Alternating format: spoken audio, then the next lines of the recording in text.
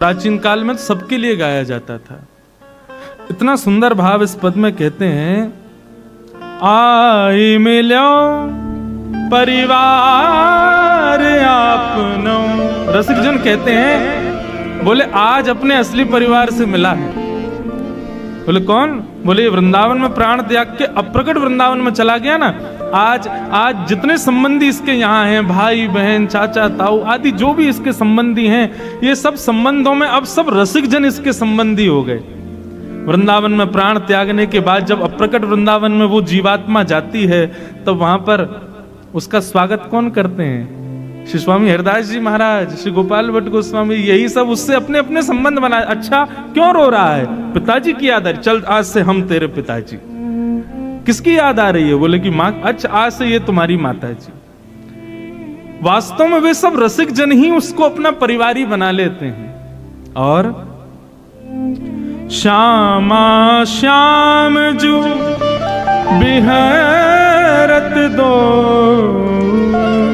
इतना सुंदर भाव है कि वृंदावन में जब कोई व्यक्ति प्राण त्याग देता है तो उसके संबंधियों को उसके असली परिवार से कौन मिलवाता है?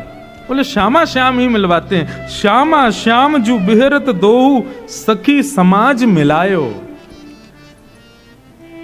जैसे यहां दोनों युगल सरकार गलवैयां डाले हैं, ऐसे ही दोनों के बीच में वाह वृंदावन से प्राण त्यागने वाले वाह जीवात्मा को दोनों अपने बीच में रख लें। एक तरफ से किशोरी जी गले में गलवैयां डालें, दूसरे तरफ से ठाकुर जी डालें, और फिर वाकू सब सखी समाज मतलब सब वैष्णवाचार्य जो जो वृंदावन से प्रस्थान करके उस अप्रकट वृंदावन में गए हैं, उनसे परिचय दोनों करवाते हैं। जैसे हॉस्टल में आने वाले बच्चे को जो हॉस्टल के टीचर होते हैं वो बाकी के बच्चों से मिलाते हैं ना, ऐसे ही अप्रकट वृंदावन में दोनों युगल सरकार उस जीवात्मा को कष्ट ना हो इसलिए सबसे मिला। वैसे कष्ट होगा क्यों?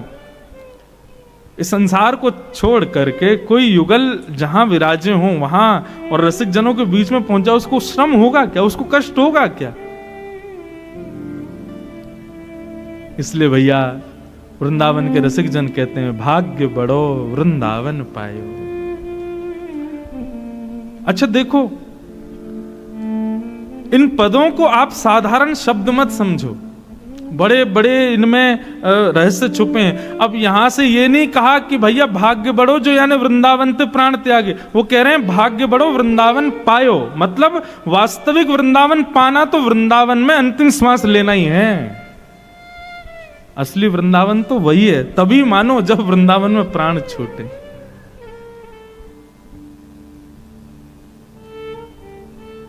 हाँ, कभी कभी ऐसा मन में भाव आता है, जन्म बड़ा दुर्लभ है वृंदावन में, पर जन्म से भी दुर्लभ मृत्यु है वृंदावन में। वृंदावन की रज में लीन हो जाएं, श्री यमुना पुलिन पर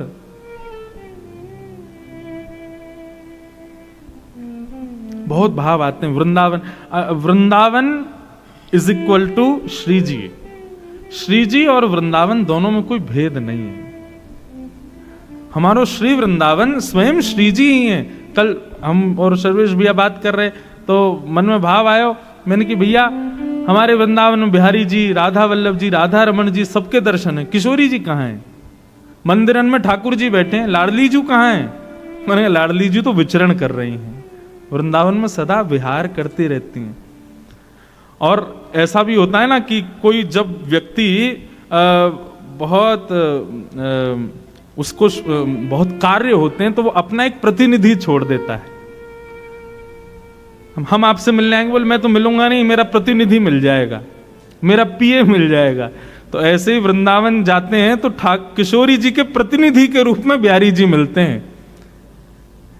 प्रतिनिधि हैं। श्री राधा रमन जी, राधा वल्लभ जी, बिहारी जी, ये सब प्रतिनिधि हैं हमारी श्यामाजू के। श्यामाजू कहाँ हैं? अरे भैया, सामान्य कितने लोग वृंदावन जाते हैं, सबसे थोड़ी श्यामाजू मिलेंगी। श्यामाजू तो उन सब रसिक जन के ध्यान, उन सब रसिक जनन के ख्याल रखवे जामे, जो अनंत दिनों से श्यामा श्याम की युगल उपासना कर रहे हैं, ध्यान कर रहे हैं, परन कुटी में बैठ करके श्री राधा श्री राधा श्री राधा नाम की ध्वनि से अपना मंगल भाव प्रवाहित कर रहे हैं। किशोरी जी तो वहां में व्यस्त हैं, उन सबन के ध्यान धरवे में व्यस्त हैं। बाकी भीड़ इतनी वृंदावन में आ रही है, सब रसिक थोड़ी हैं।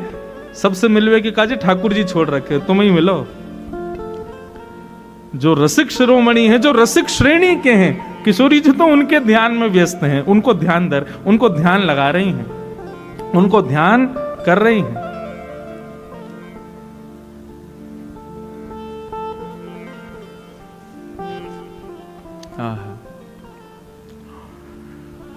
तो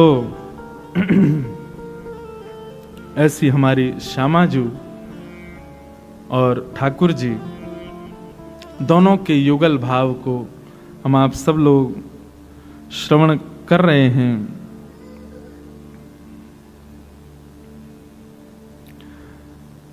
और लीलाएं तो हम सुनते ही हैं, सुनेंगे। कल हमने दूध दोहन लीला सुनी, आज भी कोई लीला सुनेंगे ही। पर उससे पूर्व कुछ भाव श्री जी के उस अद्भुत रूप के बारे में हम श्रवण करें।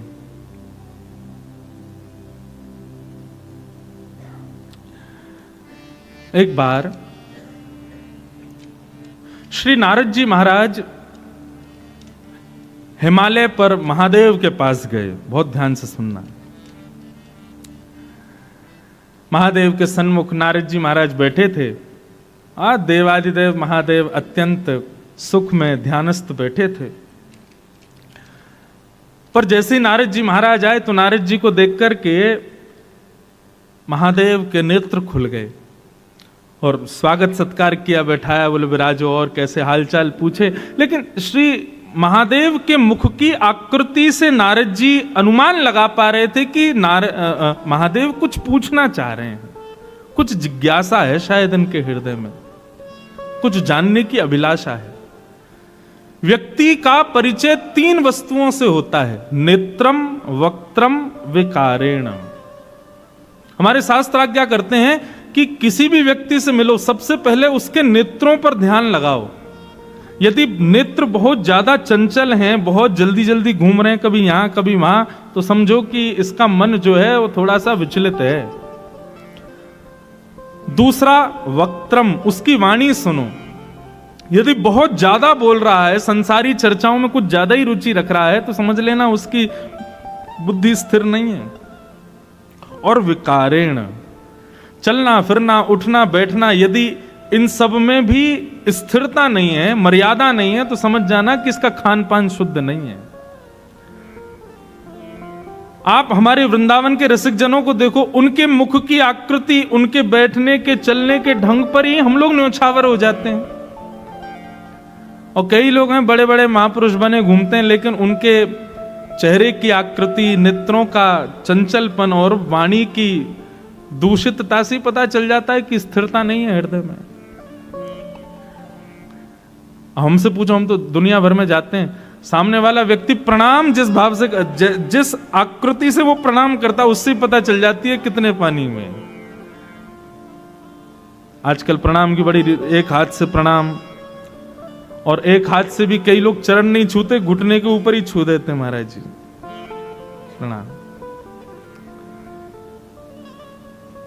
तो नेत्रम वक्त्रम विकारेण, इससे पता चल जाता है। यदि कोई श्रुद्धि होगा, मतलब कोई विद्वान होगा, तो वो आपके नेत्रों से, वाणी से और आपके आकार विकार से ही पहचान जाएगा कि आप कैसे हो।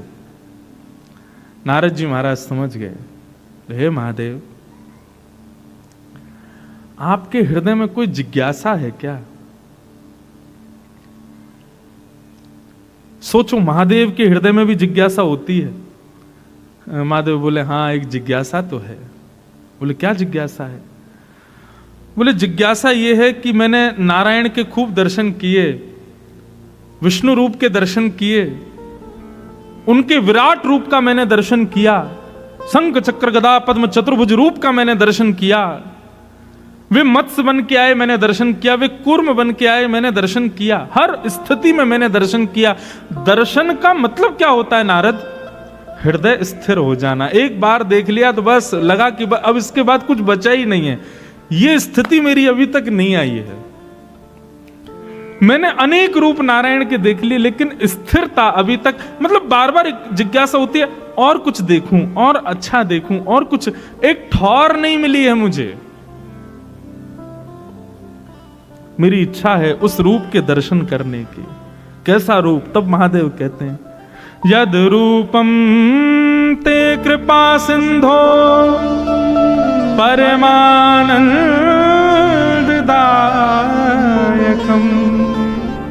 मुझे उस रूप का दर्शन करना है जो परम आनंद को प्रदान करे। और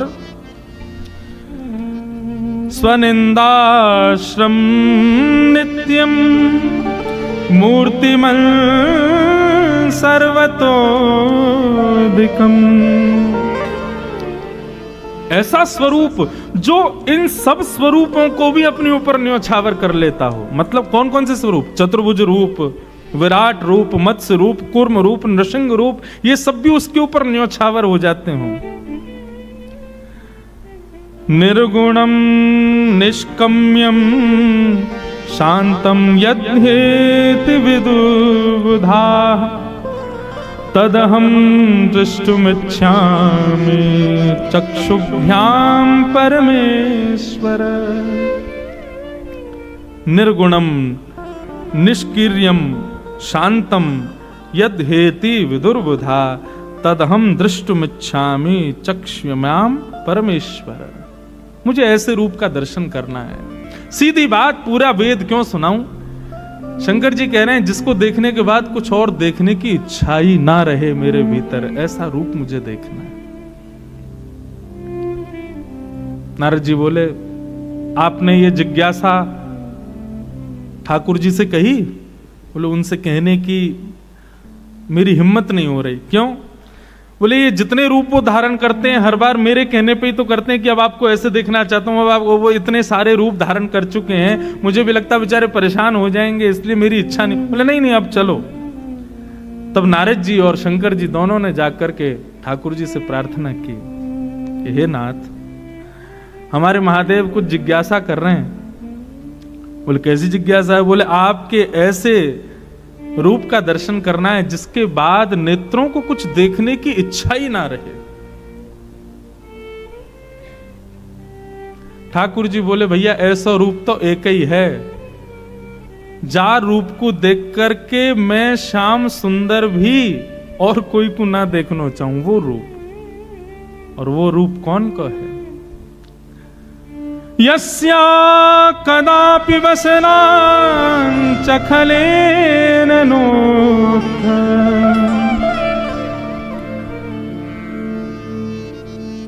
आहा, ठाकुर जी वर्णन कर रहे हैं वो रूप कैसा है। आहा, आज हम थोड़े अपने रसिक जनों के भी कुछ भाव लेके आए जो वैष्णव जनों ने बताए हैं। स्वयं ठाकुर जी बता रहे हैं कि ऐसे कैसे कैसे रूप हैं जिन पर वे स्वयं न्योछावर हो जाते हैं। तब ठाकुर जी वर्णन करते हुए कहते हैं, भैया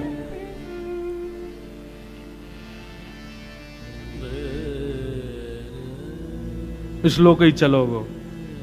किशोरी जी कह रही हैं, भैया हमारे रूप को वर्णन ना है सके।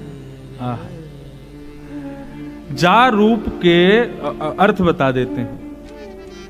बोले, रूप की तो बहुत दूर की बात है महादेव, ये रूप ऐसा है कि जिनके वस्त्र को स्पर्श करके वायु भी यदि हमारा स्पर्श कर ले तो हमारा रोम रोम आनंदित है जाए। ऐसी वृषभानु नंदिनी श्री किशोरी जी, श्री श्री श्री राधा रानी ही ऐसी एकमात्र हैं जिनके रूप को देखकर के आपके नेत्रन को ठौर मिलेगी। आप किसी और को देख नहीं पाओगे फिर, ऐसा उनको रूप है। वस्त्र की शोभा नहीं है, लेकिन वस्त्र जब वो धारण कर लेती हैं तो वो वस्त्र भी सुशोभित हो जाता है। इत्र की शोभा नहीं है, श्रृंगार की शोभा नहीं है, शोभा हमारी श्री जी की है। जब वो धारण कर लेती हैं तब वो वस्त्र भले ही साधारण हो, श्रृंगार साधारण हो, इत्र साधारण हो, लेकिन किशोरी जी के धारण करती उसकी उपमा अनंत हो जाती है। कहां तक कहूं महादेव, हमारे रूप तो अनेक हैं, हमारे अवतार तो अनेक हैं, लेकिन कृष्णावतार सर्वप्रिय इसलिए है क्योंकि श्री जी ने उसको देखा है, क्योंकि श्री जी की दृष्टि उस अवतार पर पड़ी है। हमारे उस कृष्ण रूप को भी अत्यंत शोभनीय बनाने वाली ऐसी श्री जी को जब आप देखोगे तब आपके मन को ठौर मिलेगी। महादेव घुटनों के बल बैठ गए, बोले कि कैसे होंगे उनके दर्शन।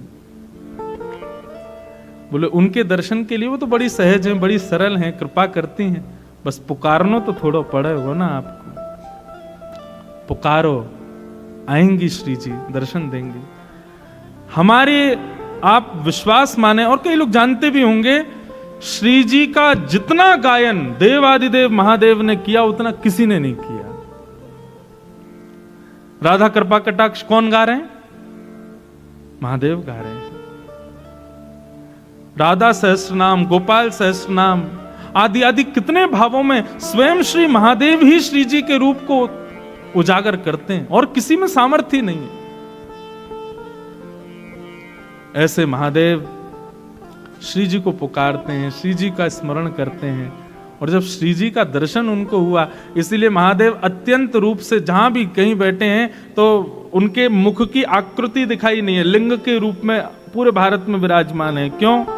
वो समाधिस्थ शिव हैं। किसकी समाधि में? बोले श्री जी की समाधि में। हमारे श्री जी के सबसे बड़े उपासक ही महादेव हैं। जब से देखी हैं वृषभानुजा तब से ही समाधिस्थ बैठे हैं, एक आकार रूप में रहते हैं और सदा भीगे देव हैं। सबसे प्रार्थना करते हैं भिगाते रहो हमको, हमारे ऊपर जल डालते रहो। मैं तो अपनी एक निज बात बताऊं, दुनिया के लोग महादेव के मंदिर में जाकर के ओम नमः शिवाय कह के जल चढ़ाते होंगे, हम तो श्री राधा राधा राधा राधा यही कह करके जल चढ़ावे। और अपनी एक बिल्कुल वास्तविकता बताऊं, काशी में मेरी कथा थी कुछ दिनों पूर्व, तो कथा करके मैं जैसे ही वापस आने लगा, कहीं और जा रहा था कथा करने, अंतिम दिन था कथा का। कथा करके रात्रि में ट्रेन पकड़नी थी, तो हमने कि एक बार महादेव को प्रणाम करें आए। उस दिन पता नहीं कोई उत्सव था, जाने सोमवार था, इतनी भीड़ मंदिर में कि महाराज वीआईपी वीवीआईपी सब एक बराबर, दर्शन ही नहीं हो। मैं कभी पुलिस कहे वहां से आओ, कभी कहे वहां से आओ, इधर से आओ, और ट्रेन का समय हो रहा था। हमने कि शिखर को प्रणाम करके चले जाते हैं, भैया आप दर्शन तो भीतर होंगे नहीं। लेकिन शिखर को प्रणाम करते करते मन में भाव आ रहा हो, भूल गए वृंदावन में हम ब्रजवासी ने रोकवे तो मना कर दियो तुमको। जब महारास हो रहा था आए थे आप, तब हम ब्रजवासी ने रोक दियो, बोले बाबा पहले गोपी बनो तभी भीतर प्रवेश मिलेगा। हम ब्रजवासी ने तुमको ब्रज में प्रवेश दिया और आज हम ब्रजवासी तुम्हारे बिना दर्शन के जा रहे हैं। सत्य बात बता रहा हूं मैं। ठीक है, शिकायत करूंगा तुम्हारी जाके ललता विशाखा थे, शिकायत करूंगा श्री जी थे। हम ब्रजवासी गए, काशी में जाकर कथा करी, दर्शन करवे गए, और बाबा इतना अहंकारी है वो, हमें दर्शन ही ना दे रहो, भीड़ में बैठो है। बस इतना कह करके मैंने देखेंगे अब क्या आई हो तुम वृंदावन में। और जैसे ही उठ के जाने लगा, इतने में ही पीछे से पुजारी जी आ रहे थे। वो एक आध दिन कथा में आए थे, तो उन्होंने कथा सुन, अरे व्यास जी आप? मैंने कि हाँ भैया हो गई कथा। मैंने हाँ बस जा रहे हैं दर्शन। मैंने कि कहाँ देखो इतनी भीड़, पुलिस कह रही है वहां से आओ वहां से आओ, ट्रेन का समय। बोले अरे हाथ पकड़े सीधे महादेव के पास। जैसे ही शिकायत की बात कही कि अब आई हो वृंदावन, महाराज वीवीआईपी नेता आदियों को भी दर्शन रुक गए होंगे उस समय, हमको बुला लिया भीतर। बोले ना ना ना ब्रजवासी आओ भैया, अरे सॉरी गलती क्षमा। ऐसी श्यामाजू के परम उपासक हैं, देवों के देव भी नहीं है, देवों के भी देव महादेव। वो जिन श्री जी के चरणों का स्मरण करते हैं तो सोचो श्री जी कौन है। आजकल के लोग फालतू सिनेमा देखते हैं, उसके बाद वृंदावन आते हैं। आपको श्री जी समझ आ जाएंगी? आपको ये अद्भुत प्रेम ये समझ आएगा? कभी कभी नहीं आ सकता।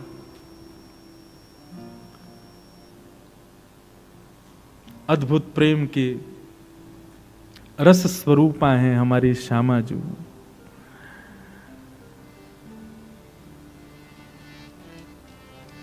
हमारे ब्रज में एक अद्भुत बिहारी जी के सेवक हुए, उनका नाम था श्री बिहारिन देव जी।